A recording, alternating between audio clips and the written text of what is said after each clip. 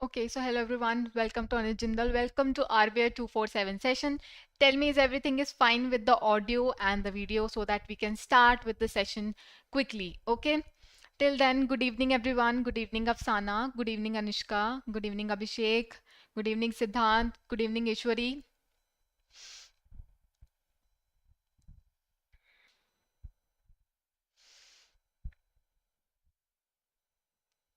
Okay. Okay, let's start with our session. Good evening Suresh. Okay. So again in this news we have four news with us. So the first news is related to RBI. RBI extend RRB's pension amortization. ठीक है. So we are going to read about the pension here. ठीक है. RRBs are going to pay pension to their employees and we will read what is the RBI regulation based on that. And then we have second review of PSL review of PSL targets for UCB. So basically RBI has revised the targets, the PSL targets, priority sector targets for the UCBs. And we are going to read what are the revised targets. Then we have payment banks seek higher deposit limit. So basically payments bank have requested that we should have higher deposit limit. So they have limited, we can say, a lot of conditions with them, and we will see what are they requesting, and we will also read about some facts regarding the payments bank. Then we have DLAI rebrands as UFF. So basically this is regarding the self-regulatory organization in the fintech sector. DLAI is one of the, we can say, organization that is looking forward to be SRO in the fintech sector, and we will read about it, what is happening around the corner regarding this DLAI. So basically we will read what is the news is all about. ठीक है, तो पहले first news पे जाते हैं. The first news says that RBI extends RRBs pension amortisation. धीरे धीरे पढ़ते हैं. That RRB stands for regional rural banks. Now we all know that regional rural bank stands is RRB, which is government backed, and the main agenda of it is to serve the underserved, or we can say rural people, right? And they are going to pay pension. Now who will they pay pension to? They will pay pension to employees. So RRBs will pay pension to employees in amortized way. Amortized way means in small proportions. In small proportions they are going to pay such pension. Now this pension was not there for the employees of the RRBs before 2018. So in 2018, RBI says that RRB have to provide pension to their employees. And this scheme for the pension schemes for RRB employees was introduced in 2018. And this has created a lot of burden for the RRBs because they have to pay a lot of finances to their employees. And that is the reason this was creating a lot of concern regarding the financial stability of this RRBs. Now, what RBI did at that point of time when they released this circular regarding the pension scheme, they said that we are giving you 5 years of time. We are giving you 5 years of period so that you can pay such pension in amortized way. That means in small proportion you can pay the pension to your employees. So they were given time from 2018 till 5 years, that is 2023, right? This was the whole case. But now RBI released one more circular, that is in 2025, in the month of March. The RBI released one more, we can say, notification regarding the same. Now they are saying that this pension scheme is going to be applicable from November 1993. So what they are doing a retrospective implementation. Now what retrospective implementation means? It means that the circular is issued today. Suppose we are just taking an example. Suppose the circular by the RBI is issued today, that is 27th March, but the applicability or the implementation of this circular would be from 1993. So this is a type of circular, or we can say implementation, which is retrospective in nature. It is starting from the past. So basically what RBI is saying that this scheme is going to be implemented from this period, that is November 1st, 1993. Now, every employee who has been a part of RRB from this period, that is 1993, on November 1, 1993, will going to have a pension, will receive pension from the RRBs. Now this is a huge amount because RRBs have to pay such huge amount to their employees, and that is the reason RBI says that you can give such amount again in 5-year time. So they were giving, so RBI is giving 5 years of time to these RRBs to pay their pension, to pay pension to their employees. So let's have a look, or we can say let's read the news once from this.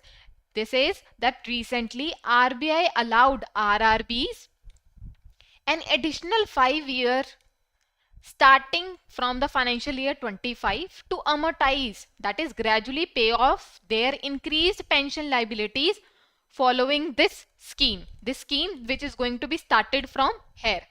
This scheme was originally implemented in 2018, but as per the new circular, the RRB employee pension scheme is going to start from November 1, 1993. It was firstly introduced by Department of Financial Services, that is Ministry of Finance of Government of India. I hope the facts are clear till now. Okay, so basically what is amortization? Now there are two meanings of this amortization. Amortization is also the word, the terminology amortization is also used in accounts. If we take the meaning of this amortization in the context of account, it means depreciation of intangible assets like patents. But here we are talking about the pension. So here in this context of pension, it means that spreading out the large financial expense over multiple years. Suppose the total liability of pension is 100 crore. So they are going to pay this 100 crore to their employees in, we can say, in small proportions. Say 20 crore in first year, 20 crore in second year, 30 crore in third year, and so on and so forth. This is how they are going to, we can say, reduce their pension liability. So instead of paying this lump sum amount in one single year, the cost is divided into a smaller part. I hope this is clear. This is very simple concept of amortization. So what is the agenda? RBI wants to ensure that the distribution of the pension is spread over several years, so that there is no financial burden on RRBs. So here RBI is ensuring financial stability.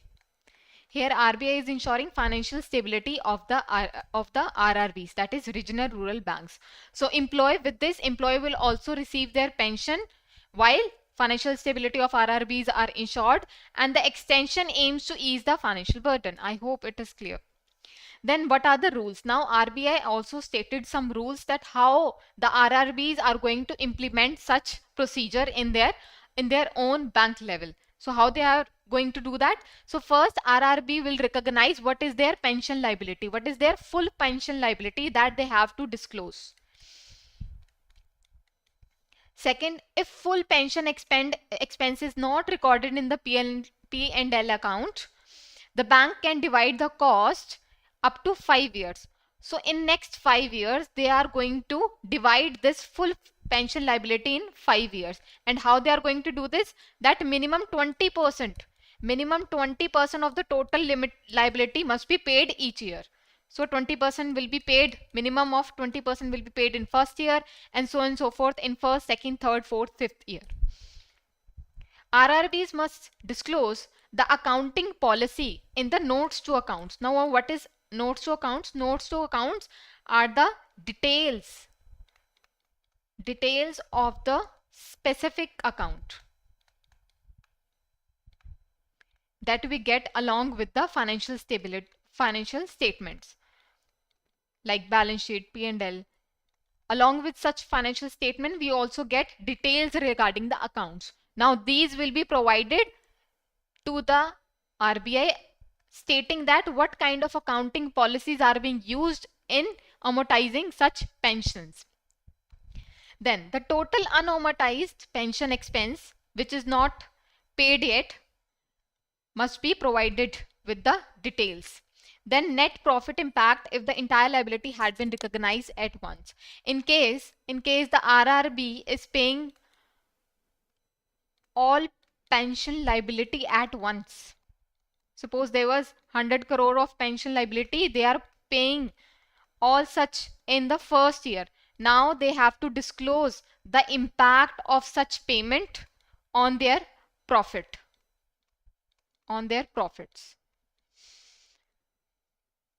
Then this is the last rule which says that unamortized pension expenditure will not be deducted from the tier 1 capital of RRB. अब tier 1 capital क्या होती है RRB की? It includes the core capital of the bank, जैसे कि equity कितना है, reserve कितने हैं, रिजर्व्स एंड कैपिटल कितने हैं. अब ये वो रिजर्व होता है, ये वो कैपिटल होती है which is a core capital of the RRB. ठीक है, तो वो कह रहे हैं इसके against you will not pay any of the unamortised pension expense. ठीक है, इसके अगेंस्ट आप कोई भी चार्ज नहीं लेंगे for the pension, and there it is written in the rule. So this is because it is the RRB maintain their financial health while also meeting the pension obligation. So they are maintaining their financial stability of the bank as well, and they are also obliging with the rule of such payment of pension payments. I hope it is clear. Yes. So people who joined RRB after 1 November 1993 will also receive the pension from now onwards as per this scheme. Yes, so basically what happened, why they have changed such thing, because the people of public sector banks, the employees who were working in public sector banks were getting their pension. But RRB is also a government backed, we can say, bank. They were not getting, their employees were not getting any kind of pension. So RBI decided that RRB is also, we can say, a government backed bank, and that is the reason that they are going to provide pension to the employees of RRBs as well. Okay. So okay, so here we are with the second news which says review of PSL targets UCB. This is a very small news but बहुत important है. We are going to understand what is happening. तो basically UCBs यानी कि urban cooperative banks को PSL targets दिए हुए थे, that is priority sector lending. अब priority sector lending क्या होती है? That you are prioritizing few sectors कि banks जो है वहां पर जाके आगे अपने प्रायोरिटी देंगे among any other sectors. They are giving priority to that particular sectors in giving credit. ठीक है, ताकि इकोनॉमी बूस्ट हो. जब भी हम एग्रीकल्चर की बात करते हैं, जब भी हम स्टार्टअप कंपनीज की बात करते हैं, they are very risky avenues. ठीक है, वहां पर जो बैंक होगा, एक नॉर्मल बैंक होगा, कोई भी लैंड नहीं करना चाहेगा बिकॉज वहां पर डिफॉल्ट होने के चांसेस बहुत ज्यादा है. And that is the reason RBI ने पीएसएल का एक कंसेप्ट निकाला था जहां पर दे सेड कि उनको बड़ा चढ़ाकर उनको इनकरेज किया जा रहा है बैंक्स को to give more and more loans to these sector because they are very important for the economic growth. And that is the reason एक पीएसएल के टारगेट दिए होते हैं हर एक बैंक्स को. But in this case UCBs को भी कुछ टारगेट्स दिए हुए थे. एज पर दीज टारगेट्स, पहले हम बैकग्राउंड देख लेते हैं. एज पर these targets earlier the UCBs had a overall PSL target of 75%. ठीक है, इन टर्मिनोलॉजीज को भी हम आगे पढ़ेंगे पर अभी हम सिर्फ नंबर्स पे जाते हैं. Earlier there was a overall PSL target of 75%. ठीक है, which they have to gradually achieve. That means by financial year 24 they have to achieve 60% of the target, and by financial year 25 they have to achieve 65% of the target, and by financial year 26 they will complete this overall target of 75%. But now the RBI released one circular stating that we are revising the targets for the financial year 25. Earlier it was 65%, but now they have reduced it to 60%. Okay, so the main agenda is to reduce the financial burden. ठीक है, और compliance भी increase करना चाह रहे हैं because many of the UGBs were not able to achieve such compliance, और we can say gradually they were not able to achieve such target, and that is the reason RBI ने खुद ही कम कर दिए PSL target for the financial year 25. ठीक है, 65% थे, उन्होंने कम करके 60% कर दिया. राइट, यहाँ तक सब कुछ क्लियर है. यहाँ पर कुछ वो नहीं है, टेक्निकलिटी नहीं है. You have to just remember the target. The overall target is 75% which is same. ठीक है, but this year, only this year के जो टारगेट है that is for the financial year 25, they have reduced it from 65% to 60% for the financial year 25 for UCBs. Now we will learn about these two terminologies. Whenever we are going to calculate PSL, these are calculated based on two terminologies, or we can say two metrics, that is ANBC and COBE. Okay, let's understand. So basically ANBC stands for adjusted net bank credit. Adjusted net bank credit, अगर मैं इसका ले person में बताऊं तो एक bank जितना भी क्रेडिट देता है plus whatever investment that are being made by bank in a non SLR investment, इन दोनों को अगर हम जोड़ देते हैं, इन दोनों को कम्युनिकेट कर इन दोनों को कंप्यूट करते हैं इसके फिगर्स को, तो we will get to know that adjusted net bank credit, जितना भी रिस्क एक्सपोजर है एक बैंक का इन टर्म्स ऑफ जितना उन्होंने क्रेडिट दिया है, उसके regarding we use to calculate PSL.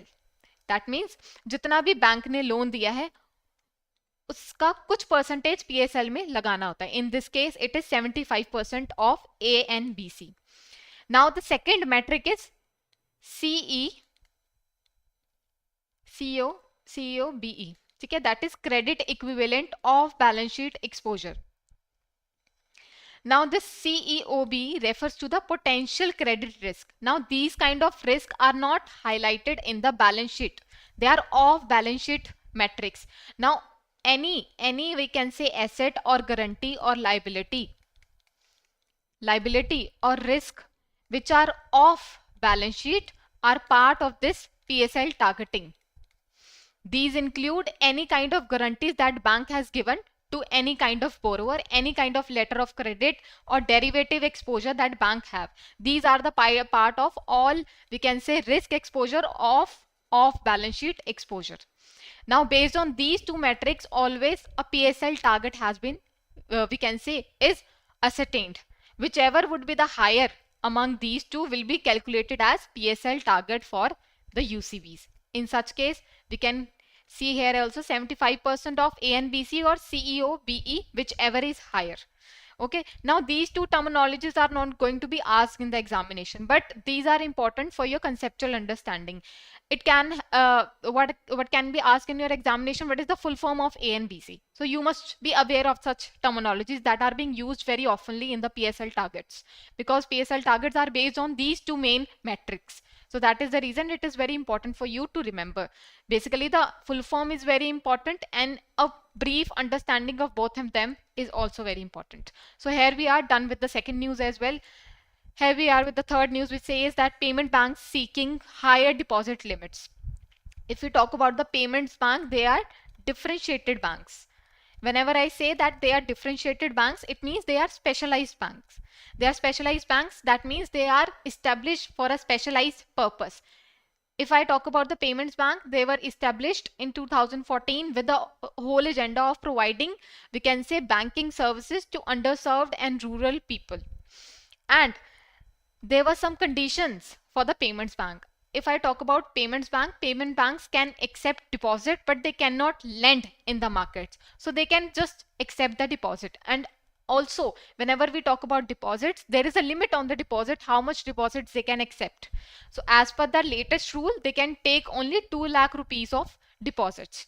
Now these are very less amount for the payments bank, and participants in the payment bank sector are requesting the finance minister that please increase the deposit limit from 2 lakh to 5 lakh.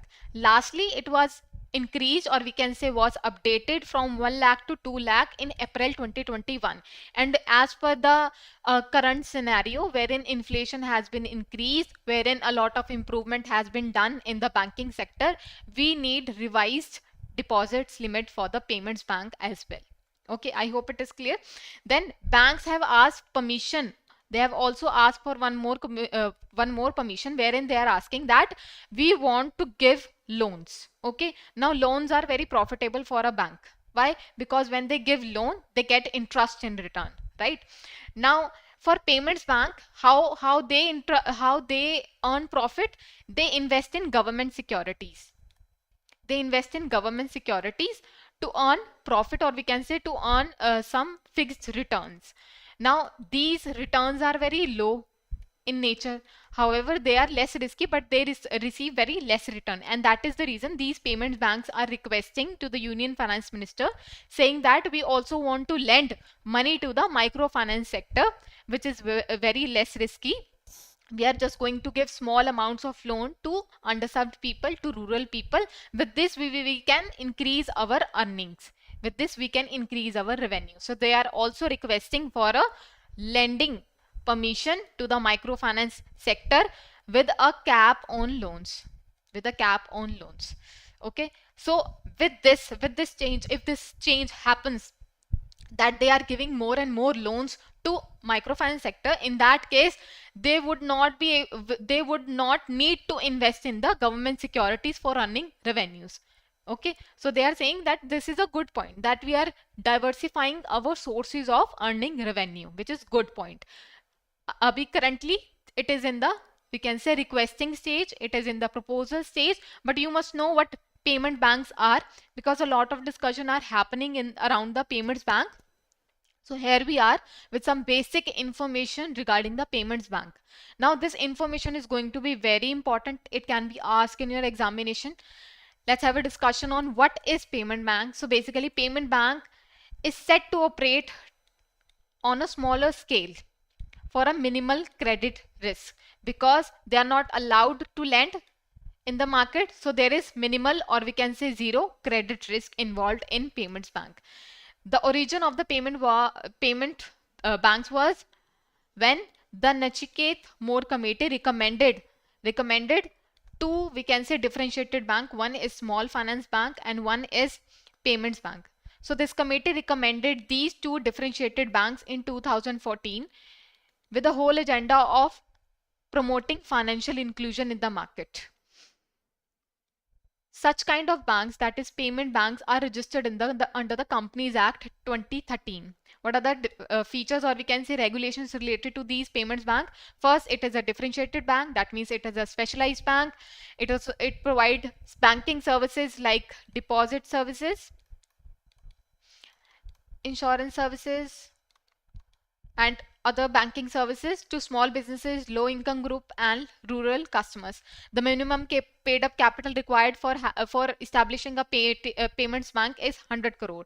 So for the first 5 years, they have to the promoters of the bank have to hold 40% of the equity. They can accept the deposit, but they cannot lend. This is the very unique features of payment bank. You must remember it. And current limit on the deposit is 2 lakh rupees. They can issue debit card, but they cannot issue any credit card. These are the features that are very important. What else? Whenever they have to invest in the government securities, they have to invest in these, we can say, criteria, or in this proportion. 75% of the deposit must be, we can say, money should be invested in the SLR security for the liquidity purposes. These are highly liquidate security. And 25% of the deposits can be deposited with the scheduled commercial bank for time deposit. That is, for the fixed period of time, they are depositing their money with the scheduled commercial banks. So this is also a, we can say, source of income from where they are getting interest, or we can say revenue. Now this is a picture that I have taken from the handbook, which has been recently released by the RBI. Now based on this handbook, it says that payments bank have to maintain 6% of the common equity tier 1 capital. Now this is very important information. It can be asked in your examination, or you can simply highlight under the eligibility criteria or the regulatory requirements of the payments bank. Now this has to be remembered by you. And now for the small finance bank and for the payments bank, these three requirements are same for both of them. So you can remember any one of them, and both are applicable in the same manner. 7.5% should be invested in the tier 1 capital and 15% in the CRAR. Now all these are based on risk weighted assets. So based on the risk exposure of the bank in terms of credit, they have to maintain these percentage for minimum requirement of this common equity tier 1 capital and CRAR. I hope it is clear. Okay. Okay, so I have put some facts related to payments bank here. So it was the first concept of this payments bank what was introduced in 2014, and the first bank was Airtel Payment Bank, which was introduced in 2017 in India. So this is a fact that must be known by you. Then what is the we can say regulations related to uh, payments bank when they are trying to convert in a small finance bank? If I talk about the payments bank and the small finance bank, the only difference is that small finance bank can give deposits and can also give loans to the small businesses, to small we can say low income people. And that is the reason that some of the payments bank, because they are not earning good revenue, they are converting themselves to the small finance bank. So you must be aware of what are the regulatory requirement for converting a payments bank to a small finance bank. So this is going to be very important. So basically there are two major conditions whenever we are converting payments bank into a small finance bank. So the first is they must be there in the market for 5 years. So they must have 5 years of operation while also fulfilling the RBI conditions. Now the second one is that their minimum net worth should be 200 crore. For the Paytm bank it is 100 crore, and for the small finance bank it's 200 crore. So these two are the main, or we can say the key regulations for converting payment bank into a small finance bank. Okay? Fine. Here we are with the fourth news. अब इसे समझते हैं. So basically what happens, we all know that in a fintech sector, in May 2024, RBI released some regulations related to SRO fintech sectors. Now, what are SROs? SROs are self-regulatory organization. Now, what this organization do? These organization ensures that all the participant, or we can say all the fintech companies, are complying with the regulation, and any kind of growth or changes are required in the sectors are proposed by such SRO to the RBI. Okay, now these are ensured by the SRO. Now there was a particular, we can say, eligibility criteria for the same. If I talk about DLAI, which is Digital Lenders Association of India, this also applied for this SRO status. This SRO status for the fintech sector. But they are not yet recognized as a SRO of this fintech sector. So what they have done, in order to represent themselves as a broader fintech ecosystem, they have changed their name from DLAI to Unified Fintech Forum. With this, they have again applied for an application for this SRO status in fintech sector, and there are possibilities that this organization can become the second SRO of the fintech sector. Currently, which SRO is there in the fintech sector? It's FACE, which stands for Fintech Association for Consumer Empowerment. This is a very important fact. It can be asked in your phase 1. And if this organization becomes a SRO, again this is going to be a very important fact for you to be well aware with. Okay, so the Fintech Association now has over 120 members. Now they are talking about this DLAI, which has changed its name to UFF. They have already have 120 members, expanding beyond digital lending firms to include wider range of fintech players. So more and more fintech players are there with the one particular type of, we can say, organization. In this case, this DLAI, it is more good for such kind of SRO because it shows greater participation or wider participation of fintech sector. Okay, now the main agenda of choosing this news for today's session is not this. The main agenda is to discuss what are the eligibility criteria for such fintech, we can say SRO fintech. So this is what we are going to remember, or we can say prepare for the session. So first, eligibility criteria. We all know what SRO, it is a non-government organization that act as a bridge between the industry and the regulator. So then good kind of, or we can say better regulations can be implemented by such SRO and by the regulator, which are suitable for the fintech participants. So the first, we can say, eligibility criteria or the condition for having a SRO is non-profit organization which should be registered under Section 8 of Companies Act. No single entity or group can own 10% or more of its shares. ठीक है? If I talk about this NPO, that is non-profit organization, which is applying for a self-regulatory organization, not a single company should not hold more than 10% of such shares of such NPO, because they are trying to avoid a concentration of one single company in this NPO, because this can hamper the decision making of this NPO. And that is the reason they are saying there should be not one single company that have more than 10% of the shareholding of this NPO. Applicant must have a minimum net worth of 2 crore rupees within 1 year. Very important information. This can be asked in an examination. Again, the SRO feed cannot open foreign branches or offices without RBI's approval. Very important regulation. Now, these 4 regulations are very important for you all to remember. So, here we are done with the 4 news of today's session. Let's have a discussion on the questions now. The first question says that DLAI has rebranded itself as Unified Fintech Forum, UFF. Why Digital Lender Association of India is rebranding to the Unified Fintech Forum, UFF? Tell me what is the right answer in this case.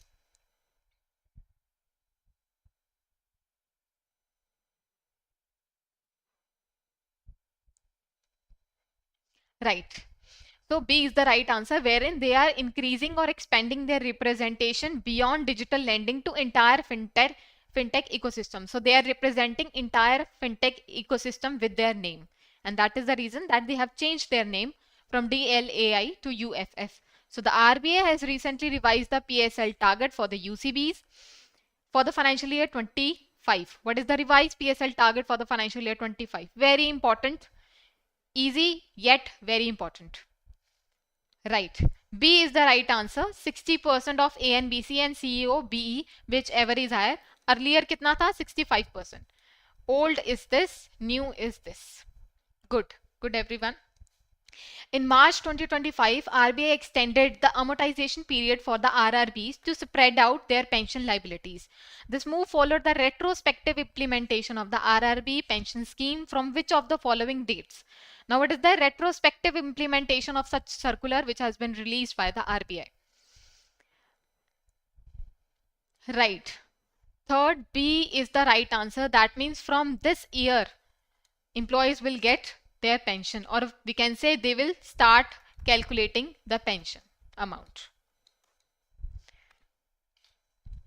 RBI has allowed RRBs to amortize their increased pension liability following the retrospective implementation of RRB pension scheme from November 1, 1993. Which of the following statement regarding the RBI March 2025 circular on the RRB pension amortization is correct?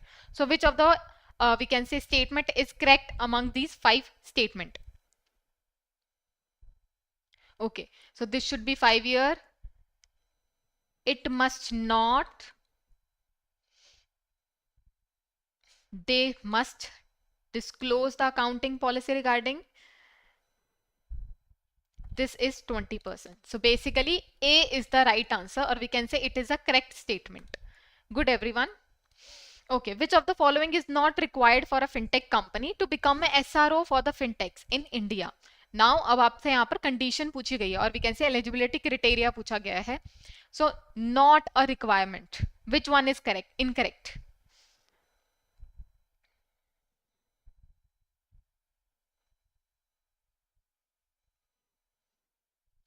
No, Afsana. A is right. They should be a non-profit organization which should be registered under Section 8 of the Companies Act.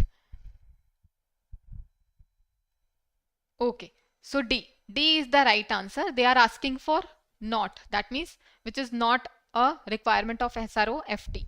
So basically they cannot freely open the foreign offices or branches without a RBI approval. They have to take, right, Afsana, good. So basically they have to take approval beforehand with the RBI before they open any kind of foreign branch or offices in the foreign country. Okay, which of the following is not a characteristics of the payment bank in India? Now they are talking about the characteristics, or we can say the regulatory requirement of the payment bank. So which one of is not a we can say correct characteristics stated here?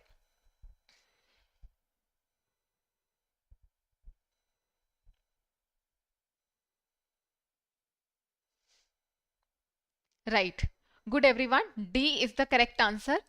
They can issue the debit card, but they cannot issue credit card to their customers because they are not allowed to lend to their customers. In case you have any doubt, you can ask me here.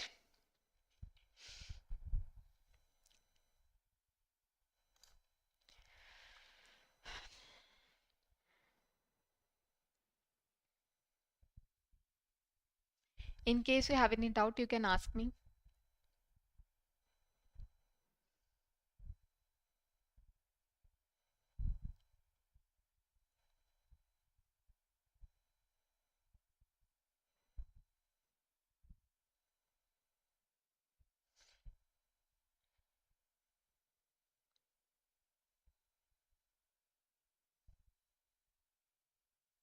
No, SROs do not earn profit. They are the non-profit organization. They are there for the betterment of the fintech sector or respective sector wherein they are targeting a few, wherever they are targeting themselves. UG CET, that is Common Equity Tier 1 Capital, or CRAR stands for Capital Adequacy Ratio.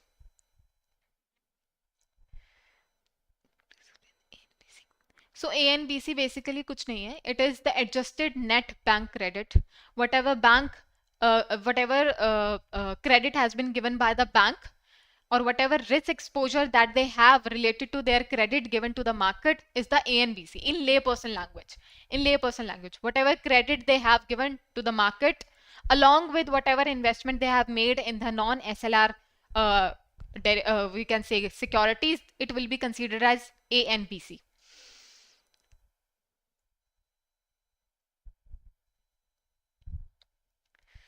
Okay.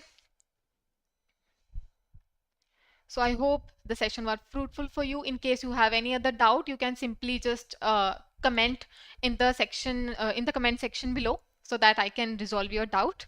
Till then, best of luck for your examination. Prepare well with the finance current affairs because these are going to be very important for the exam point of view. Okay, goodbye everyone.